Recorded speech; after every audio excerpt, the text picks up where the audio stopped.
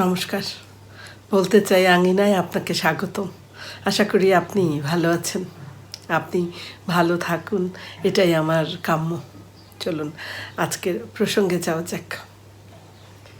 আমরা যখন কোনো বিপদে পড়ি কিংবা আমাদের কাছের মানুষগুলো অচেনা হয়ে যায়, তখন আমাদের ভেতর থেকে একটাই শব্দ বেরিয়ে আসে, আর সেটা হলো সময়টা খারাপ। কিন্তু আপনি একটা কথা ভেবে দেখেছেন কি, যে এই যে ঘড়ির কাঁটা, এই ঘড়ির কাঁটা এটা কি কখনো তার গতি পরিবর্তন করে? সে তো তার নিয়মেই চলে। আসলে এই যে আমরা বলি যে সময় বদলায়, আসলে সময় বদলায় না, বদলায় মানুষ। কিন্তু তবুও আমরা এই সময়ের উপর দোষ চাপিয়ে দিই কেন? আজকে এই বিষয়টা নিয়েই আমি কথা বলবো। গুরুত্বপূর্ণ এই বিষয়টি নিয়েই আজকে আলোচনা করব। প্রথমেই চলুন আমরা সময়ের নিরপেক্ষতাকে দেখি।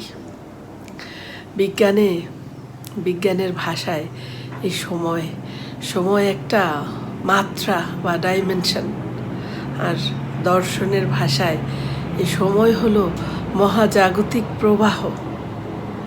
মহাজাগতিক প্রবাহ হলো সময়।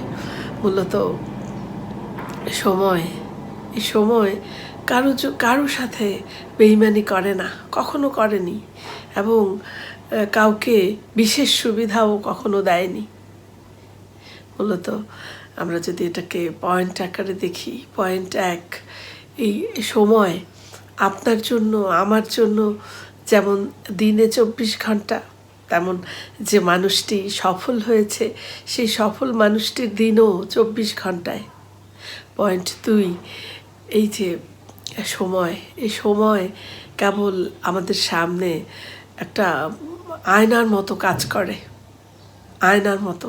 সেটা কীরকম? এটি আমাদের ভেতরের যে আসল রূপ, সেই রূপটাকে বাইরে বেরিয়ে আসার সুযোগ করে দেয়। আমরা সময়ের উপর দোষ দিই, কারণ আমরা আমাদের নিজেদের ভুল কিংবা অন্যের পরিবর্তন, অন্যেরা বদলে যাচ্ছে বা বদলে গেল, পরিবর্তন, এটাকে মেনে নিতে ভয় পাই। মূলত সময়কে কাঠগড়ায় দাঁড় করানো খুব সহজ, কিন্তু নিজের বিচার করাটা কঠিন। এই জন্য মূলত আমরা সময়ের উপর দোষ দিই। চলুন আমরা একটু দেখি যে মানুষ কেন বদলায়, মানুষ যে বদলে যায়, এটার কারণ কি। এর পেছনে বিশেষ যে কারণগুলো রয়েছে মানুষ বদলানোর। যেমন এক, প্রয়োজন শেষ হওয়া।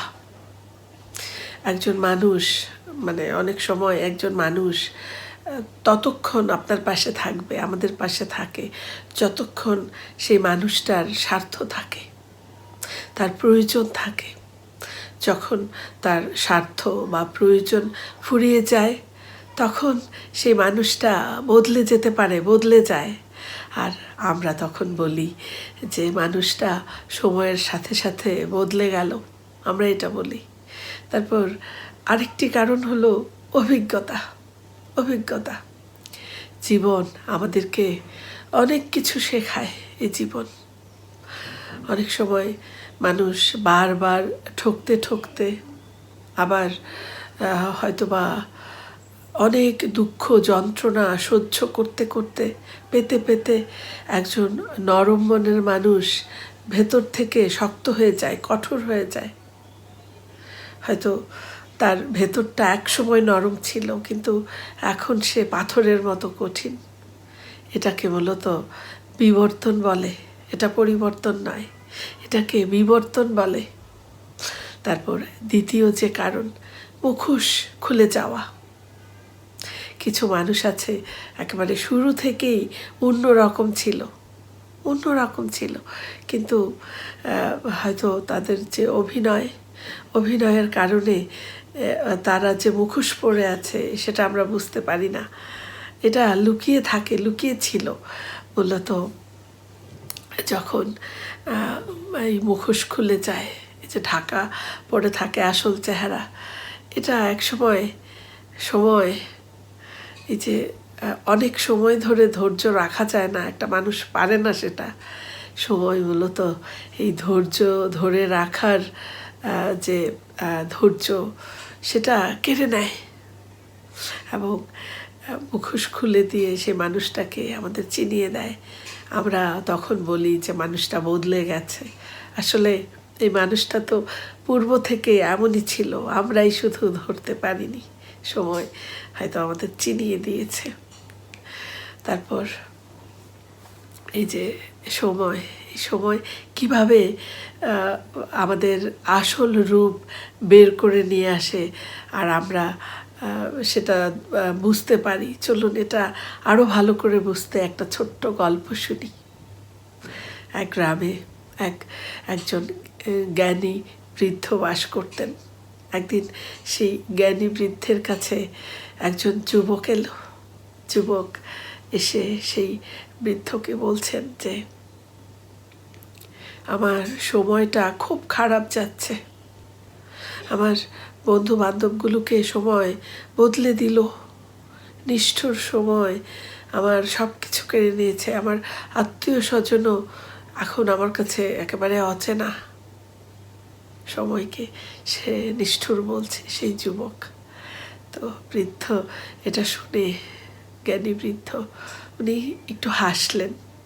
তারপর সেই যুবককে নিয়ে একটি ঘরে ঢুকলেন। ঢুকে তিনি 3টি পাত্র চুলার উপর বসালেন। 3টা পাত্রে পানি দিয়ে জল ঢেলে তিনি চুলার উপর বসালেন। তারপর আগুন জ্বালিয়ে দিলেন। এরপর একটি পাত্রে তিনি একটি গাজর দিলেন, একটি পাত্রে একটি ডিম দিলেন এবং অন্য একটি পাত্রে কিছু কফির দানা দিলেন। 20 মিনিট ফুটালেন। তারপর সেই পাত্রের ঢাকনা খুলে তিনি সেই যুবককে যেটা বোঝালেন যে এই যে ফুটন্ত পানি, এই ফুটন্ত পানিটা হলো সময়, এটা হলো সময়। এই 3টা পাত্রেই একই ছিল ফুটন্ত পানি, কিন্তু 3টা জিনিসের চেহারা আলাদা আলাদা হয়ে গেছে। গাজর এটা শুরুতে শক্ত ছিল কিন্তু এখন নরম হয়ে গেছে। এই যে ডিম, উপরটা হয়তো শক্ত ছিল কিন্তু ভেতরটা একদম নরম ছিল, সেই ডিমের নরম অংশ এখন পাথরের মতো হয়ে গেছে। তারপরে যে কফি, সেই কফি সে পুরো পানিতে মিশে কিভাবে সৌরভ ছড়াচ্ছে, এরকমভাবে তিনি বোঝালেন সেই যুবককে। মূলত এই যে সময়, এই সময় কাউকে বদলায় না। মূলত সময় এই যে ফুটন্ত জলের মতো, এটা আমাদের সামনে সকল পরিস্থিতিকে একেবারে ছুঁড়ে দেয় ফুটন্ত জলের মতো।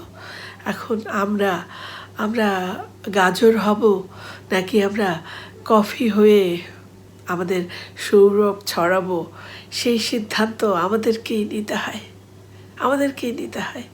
আসলে এই যে মানুষ যে মানুষ বদলায় মূলত নিজের স্বভাব আর মানসিকতার কারণে, সময়ের জন্যে নয়, নিজের স্বভাব আর মানসিকতার কারণে। তবু আমরা সময়কে দোষ দিই।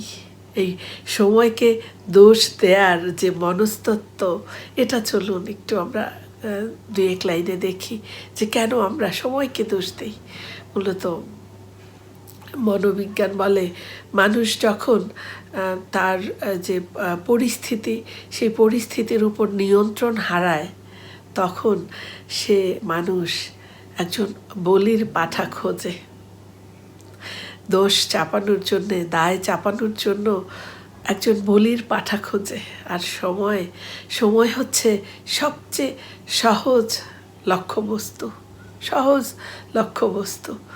কারণ আমরা খুব সহজেই বলতে পারি যে সময়টা খুব খারাপ, এই এই এই দায়ভার আমরা সময়ের উপর চাপিয়ে দিয়ে আমরা মনে করি যে আমাদের দায়ভার কমে যায়। তারপর আমরা এটা ভেবে সান্ত্বনা নিই যে আমার তো কোনো দোষ নেই, আমার কপালটাই খারাপ ছিল। মানে কোনো না কোনোভাবে আমরা সময়ের উপর খুব সহজে দোষটা চাপিয়ে দিতে পারি। মূলত এই যে এই বিষয়টা, এই যে এই সত্যটা, যে ঘটনাটা মূলত ঘটে, দায়ভার তো আমরা চাপিয়ে দিলাম সময়ের উপর। কিন্তু সত্য হলো সময় কখনো সিদ্ধান্ত নেয় না। সিদ্ধান্ত নিয়ে আমরা কাকে বিশ্বাস করব, কাকে কতটুকু সময় দিব,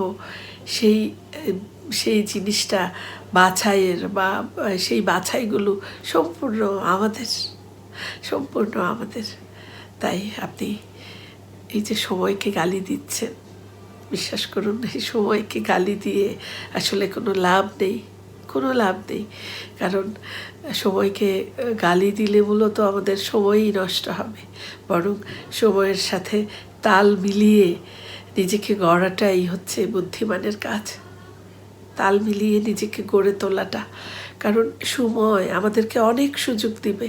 এখন সেই সুযোগকে কাজে লাগিয়ে আমরা ভালো মানুষ হব বা ভালো কোনো কাজে লাগাবো, নাকি নিজেকে বদলে অন্যের কষ্টের কারণ হব, সেই সিদ্ধান্তটা সম্পূর্ণ আমাদের ব্যক্তিগত ব্যাপার। আপনি এতক্ষণ আমার সাথে ছিলেন, আলোচনা মনোযোগ সহকারে শুনেছেন, এজন্য অসংখ্য ধন্যবাদ। আপনার মূল্যবান মতামত, এই যে আমি বলেছি এতক্ষণ সময়ের কথা, আপনি সময় বদলায় নাকি মানুষ সময়ের অজুহাতে নিজেই বদলে যায়, এই বিষয়ে আপনি আপনার মূল্যবান মতামত কমেন্টে লিখে জানাতে পারেন। যদি ভালো লাগে আপনি শেয়ার করুন, সাবস্ক্রাইব করে বলতে চাই এর পাশে থাকবেন। আবারও কথা হবে নতুন কোনো অনুভব নিয়ে। ততক্ষণ আপনি খুব ভালো থাকুন, সুস্থ থাকুন। শুভরাত্রি।